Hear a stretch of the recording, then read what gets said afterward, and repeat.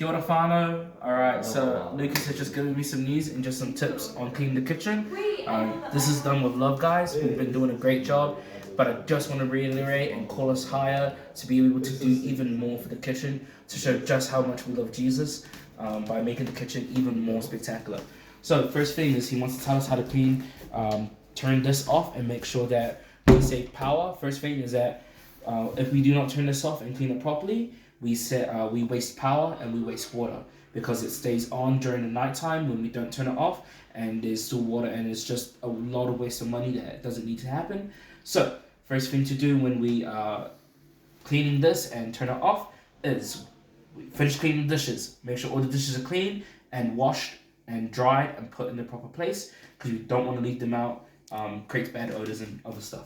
First thing we do is we open this thing up and we bring this out. Now we have these two contraptions, 1 and 2. They will be inside the machine. What we need to do is we need to take them outside the machine, take them over to the sink and clean them individually and make sure they're really nicely cleaned.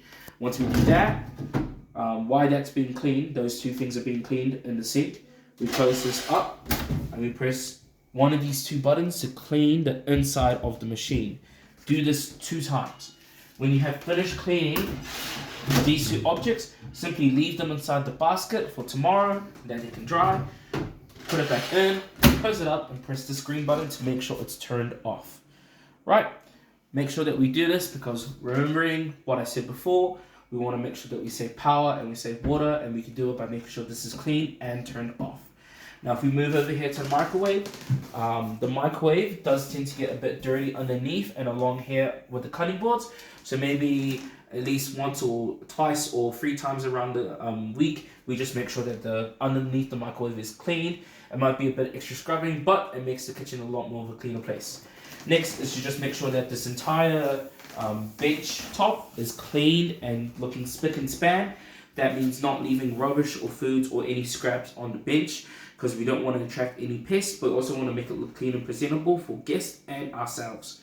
Another thing we want to add is around the sink area and just around the whole kitchen bench. At the back of the bench, where this little seal bit is, there is not sealant on it, so water seeps through, there's a lot of damage that happens. So to reduce the damage that can happen, we've been asked to just make sure it's dry over there. So go with a nice towel when you finish cleaning. Just go with a nice towel, make sure that it's all dry. Make sure that the sink is nice and clean inside. This area should be clean. This should not have any dishes on it. Over here, the dish rack shouldn't have any dishes, and it should be nice and dry all around.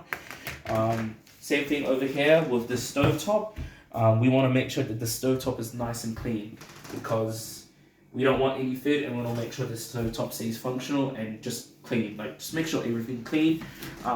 Dust does tend to attract up on the toilet paper or on the paper dispenser, so maybe give it a wipe once or twice around the week, just because it's very dusty. Just showing love. And same thing with the overhood, or I don't know what you guys call it, but we call it a hood ranger or whatever. And it's a bit dusty on the top, so just making sure that's clean, and occasionally taking these things out and making sure that they're clean. And one thing about this is, if we make sure that this is clean and this is clean, we're showing extra love for the area around us. Another thing, making sure that this is nice and clean around here. Rubbishes aren't too full. That's for the rubbish man. He's doing a great job. And papers and food over here isn't stacked by the end of the night, that we dispose of it properly at the end of the night. One more thing to add is that if you see something that's unclean and hasn't been done, please clean it up. We are Christians. We aren't any slackers. We are, and not saying that in a bad way. I'm just saying that we are called to hire, to serve, and that means taking responsibility when it's not ours. If you see that there's something that has been missed or something that you can do yourself, just do it. Very simple. Take the responsibility. If no one sees you do it, if no one congratulates you, that is perfectly fine, because your Father in heaven will congratulate you even more. So just remembering that what we're doing here isn't for ourselves, it's actually for Jesus and the fact that he's calling us higher to serve. And remembering that when we're here at Elijah 21, we're actually called higher as servants, because we want to serve these guys really well. And thank you guys for watching. Please just remember that I'm saying this out of love for everyone. Love you guys. You're on fire. Thank you.